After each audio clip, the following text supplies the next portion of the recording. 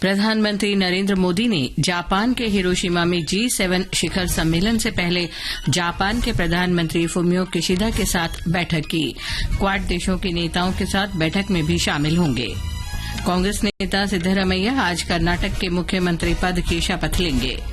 Reserve bank ने clean note नीति के अंतर्गत 2000 रुपए के नोट वापस लिए। नोट वैध मुद्रा के रूप में बने रहेंगे। जापान ने भारत की डिजिटल भुगतान व्यवस्था यूपीआई को अपनाने की इच्छा व्यक्त की। और इटालियन ओपन टेनिस के फाइनल में आज दोपहर कजाकिस्तान की एलेना रायबकीना का सामना यूक्रेन की एनहेलिना कलिनिना से होगा। समाचार प्रभात के साथ मैं लवली निगम। प्रधानमंत्री Narendra Modi Japan, Papua New Guinea और ऑस्ट्रेलिया की 3 दिन की यात्रा पर हैं। वे आज जापान के हिरोशिमा में G7 शिखर सम्मेलन में हिस्सा लेंगे। प्रधानमंत्री कल शाम हिरोशिमा पहुंचे, जहां भारतीय समुदाय ने उनका स्वागत किया। एक रिपोर्ट।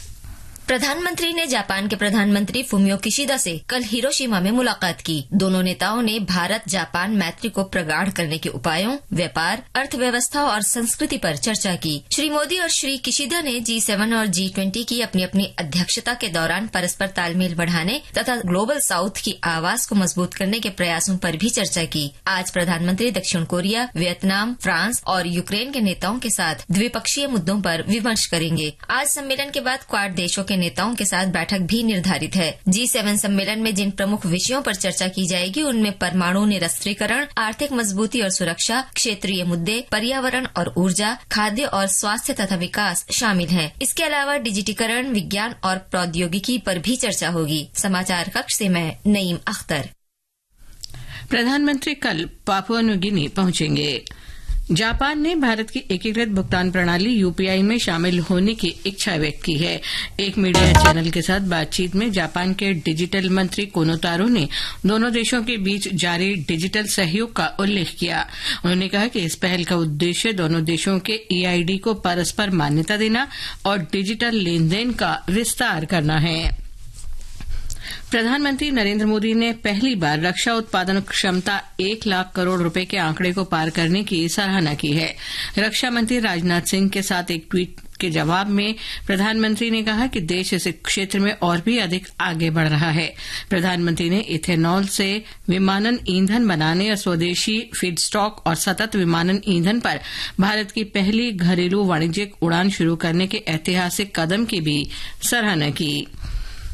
कर्नाटक में कांग्रेस विधायक दल के नेता सिद्धरमैया आज दूसरी बार राज्य के नए मुख्यमंत्री पद की शपथ लेंगे। राज्यपाल थावरचंद गहलोत उन्हें पद की शपथ दिलाएंगे। कांग्रेस के एक और वरिष्ठ नेता DK शिवकुमार उप मुख्यमंत्री पद की शपथ लेंगे।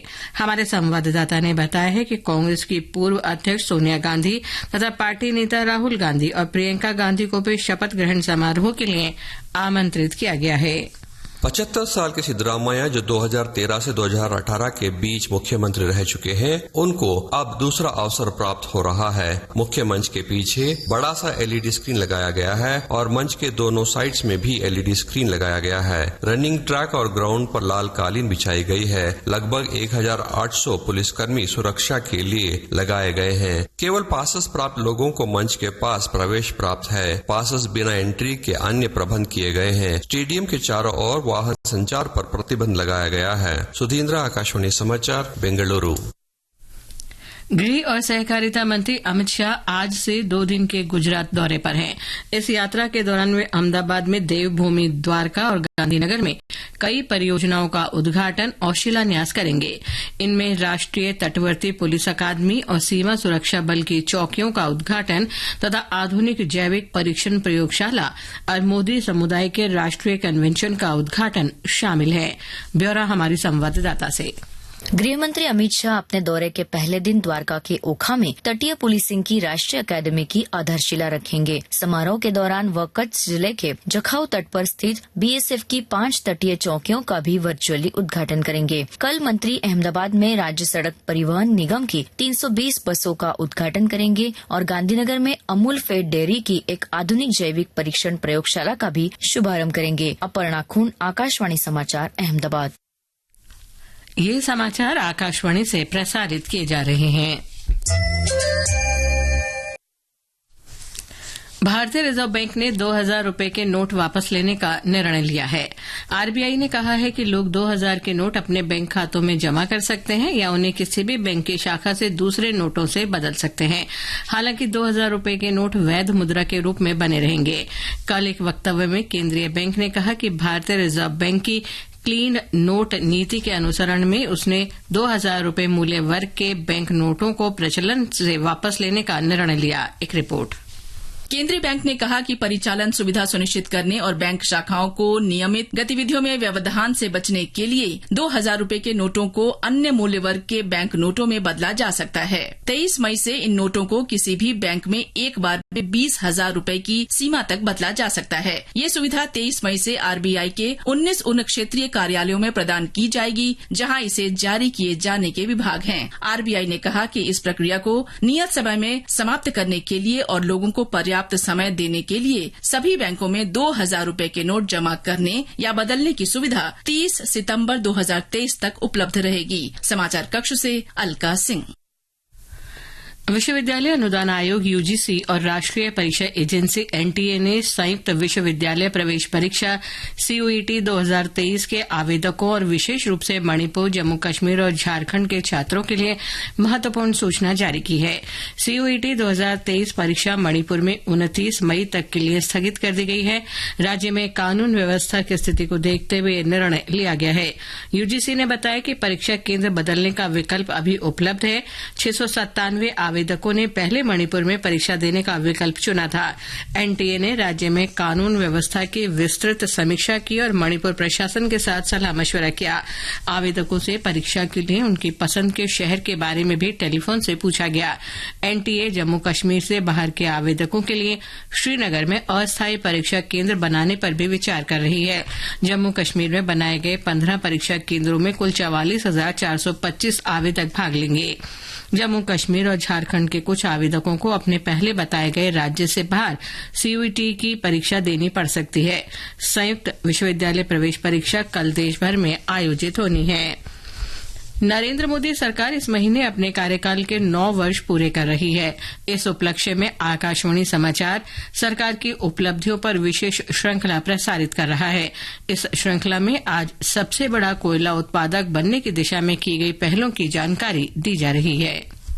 भारत ने पिछले 9 वर्षों में कोयला उत्पादन में 47% की वृद्धि हासिल की है। इस अवधि में कोयले की आपूर्ति भी 45.37% की वृद्धि के साथ 877.74 मिलियन टन तक पहुंच गई है। वित्त वर्ष 2023 में कुल कोयला उत्पादन 893.8 मिलियन टन हो गया है। यह देश के इतिहास में सर्वाधिक है। प्रधानमंत्री नरेंद्र मोदी ने कहा है कि 2014 के बाद उनकी सरकार ने कोयला क्षेत्र में सुधार के लिए कई कदम उठाए हैं। कोयला मंत्रालय ने कहा है कि वित्त वर्ष 2023-2024 की कार्य योजना के अनुसार समग्र उत्पादन, दक्षता, स्थिरता और नई तकनीकों को अपनाकर कोयला उत्पादन लक्ष्य 1012 मिलियन टन है। कोयला मंत्रालय 2030 तक कोकिंग कोयले के उत्पादन को 140 मीट्रिक टन तक बढ़ाने पर ध्यान केंद्रित कर रहा है। रईसुद्दीन रिहान, आकाशवाणी समाचार, दिल्ली।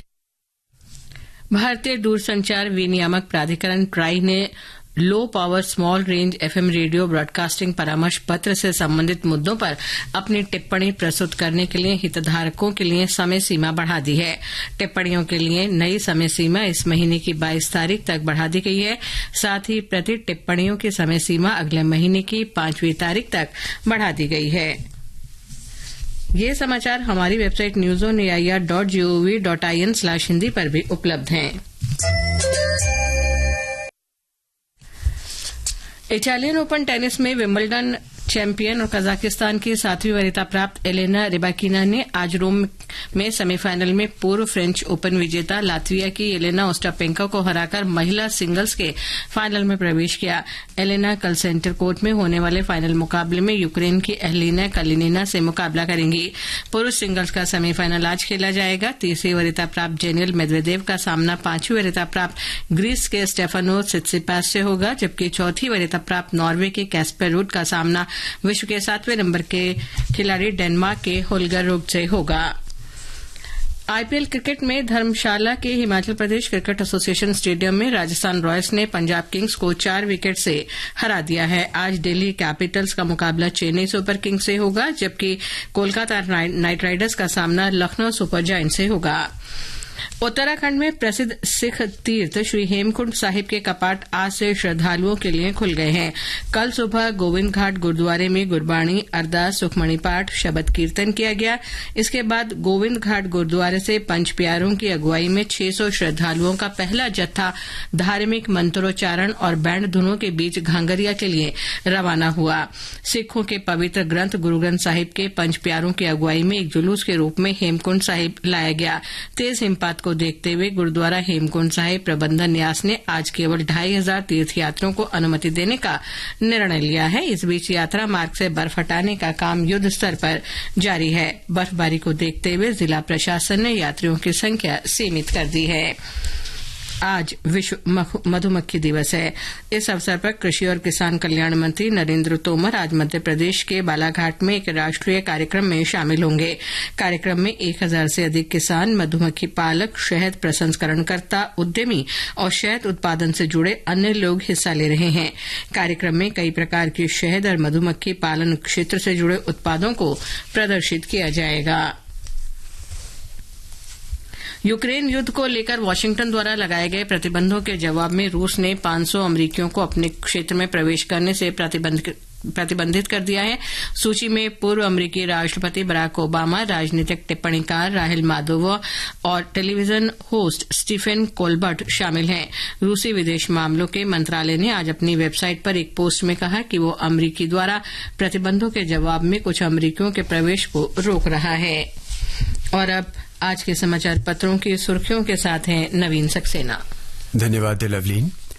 भारतीय रिजर्व बैंक की 2000 के नोट के चलन को बंद करने की घोषणा सभी अखबारों की पहली खबर है। राष्ट्रीय सहारा ने इसे काले धन पर सर्जिकल स्ट्राइक बताया। अमर उजाला का कहना है बैंकों में 23 मई से 30 सितंबर तक बदलवा या जमा कर सकेंगे। फिलहाल वैध मुद्रा रहेगी। राजस्थान पत्रिका ने इन नोटों के प्रचलन को बंद करने के बाद लोगों के मन में उठने वाले हर सवाल का विस्तार से जवाब दिया है। भारत के डिजिटल पेमेंट सिस्टम ने दुनिया का ध्यान खींचा। पिछले साल 82 लाख करोड़ रुपए का लेन देन हुआ। दैनिक भास्कर की खबर है। G7 में हिस्सा लेने के लिए जापान पहुंचे प्रधानमंत्री मोदी। आतंकवाद और सीमा विवाद पर पाकिस्तान तथा चीन को घेरा। नवभारत टाइम्स सहित सभी अखबारों में है। पत्र ने प्रधानमंत्री मोदी के इस आह्वान को दिया है कि सभी देश आतंकवाद मुक्त माहौल बनाएं। हिंदुस्तान की सुर्खी है कि प्रधानमंत्री ने कहा, सीमा पर शांति से ही पड़ोसियों के साथ संबंध सामान्य होंगे। देश के प्रतीकों से जुड़ा है नया संसद भवन। राष्ट्रीय सहारा ने इसे सचित्र देते हुए लिखा है, लोकसभा को राष्ट्रीय पक्षी मयूर और राज्यसभा को राष्ट्रीय पुष्प कमल के आकार के डिजाइन से तैयार किया गया है। केंद्र सरकार के इस अध्यादेश को कि दिल्ली में तबादलों के लिए प्राधिकरण बनाया गया है, जनसत्ता सहित सभी अखबारों में है। पत्र के अनुसार मुख्यमंत्री पदेन अध्यक्ष होंगे, मुख्य और प्रमुख सचिव गृह सदस्य होंगे। CUET के लिए पिछले साल से ज्यादा परीक्षार्थियों 21 मई से 3 मई शिफ्ट में शुरू होगी परीक्षा। नवभारत टाइम्स की खबर है। पत्र ने बताया है कि 21 से 24 मई तक होने वाली परीक्षा के लिए एडमिट कार्ड जारी कर दिए गए हैं। राजस्थान पत्रिका ने इस चिंताजनक खबर को प्रमुखता से दिया है कि दुनिया के आधे बड़े जलाशय, झीलें सूखने की कगार पर। पत्र ने संकट में सरोवर शीर्षक से देते हुए लिखा है कि अमेरिका की यूनिवर्सिटी कोलोराडो के विशेषज्ञों ने शोध में ये जानकारी दी कि दुनिया की 25% आबादी पर असर पड़ने की आशंका। अंत में मुख्य समाचार एक बार फिर। प्रधानमंत्री नरेंद्र मोदी ने जापान के हिरोशिमा में G7 शिखर सम्मेलन से पहले जापान के प्रधानमंत्री फुमियो किशिदा से मुलाकात की। क्वाड देशों के नेताओं के साथ बैठक में भी शामिल होंगे। कांग्रेस नेता सिद्धरमैया आज कर्नाटक के मुख्यमंत्री पद की शपथ लेंगे। रिजर्व बैंक ने क्लीन नोट नीति के अंतर्गत 2000 रुपए के नोट वापस लिए। नोट वैध मुद्रा के रूप में बने रहेंगे। जापान ने भारत की डिजिटल भुगतान व्यवस्था UPI को अपनाने की इच्छा व्यक्त की। और इटालियन ओपन टेनिस के फाइनल में आज दोपहर कजाकिस्तान की एलेना रायबकीनी का सामना यूक्रेन की एनेलिना कलिनिना से होगा। इसके साथ ही समाचार प्रभात का ये अंक समाप्त हुआ। नमस्कार।